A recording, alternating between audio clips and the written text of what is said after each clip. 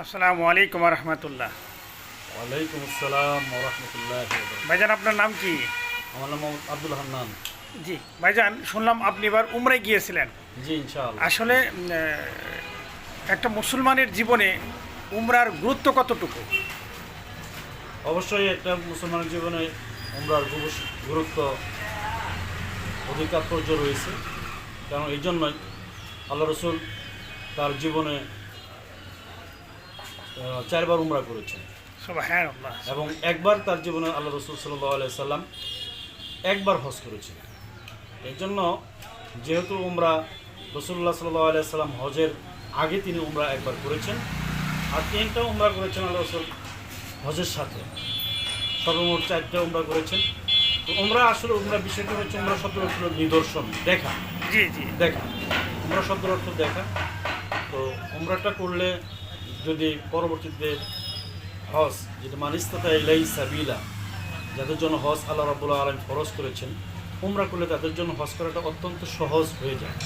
উমরা করতে গেলে বিশেষ করে হজে যাওয়ার আগেই তার আল্লাহ রাব্বুল আলামিনের যে পবিত্র নিদর্শনগুলো, পবিত্র মক্কা শরীফ এবং পবিত্র মদিনা মুনওয়ারার যে নিদর্শনগুলো রয়েছে, এগুলো সে সরাসরি দেখার সুযোগ লাভ হয় এবং এখানে অনেক সওয়াব রয়েছে।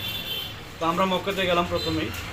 প্রথম মক্কা যাওয়ার পরে কাবা শরীফ তওয়াফ করলাম। কাবা শরীফ তওয়াফ করার পরে আমরা সেখান থেকে আমরা সাফা এবং মারওয়া 7বার করে সাই করলাম। তারপরে এটা হচ্ছে উমরার জন্য 2টা ফরজ, একটা হলো এহরাম বাঁধা, আরেকটা হলো কাবা শরীফ হাতের, অর্থাৎ আল্লাহর ঘর তাওয়াফ করা।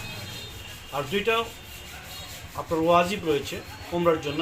একটা হচ্ছে সাফা এবং মারওয়া পাহাড় সাই করা, যেটা হযরত ইব্রাহিম আলাইহিস সালাতু ওয়াস সালামের তার সন্তান হযরত ইসমাইল আলাইহিস সালাতু ওয়াস সালামকে যেখানে রেখে আসছিলেন হযরত হাজরা রাদিয়াল্লাহু তাআলা তার মা সহ, সেখানে একটা ঐতিহাসিক নিদর্শন রয়েছে যে হযরত হাজরা রাদিয়াল্লাহু তাআলা আনহু যেখানে পানির জন্য, যেখানে সন্তানকে রেখে হাতেম শরীফ, অর্থাৎ আল্লাহ ঘরের কাবা ঘরে যেখানে রেখে, যেখানে জমজম কূপ আবিষ্কৃত হয়েছিল, সেই জায়গায় রেখে সন্তানকে রেখে হযরত হাজরা রাদিয়াল্লাহু তাআলা আনহা উনি তার সন্তানের জন্য একবার সাফা থেকে মারওয়াতে দৌড়াচ্ছেন, আবার মারওয়া থেকে সাফাতে আসছেন।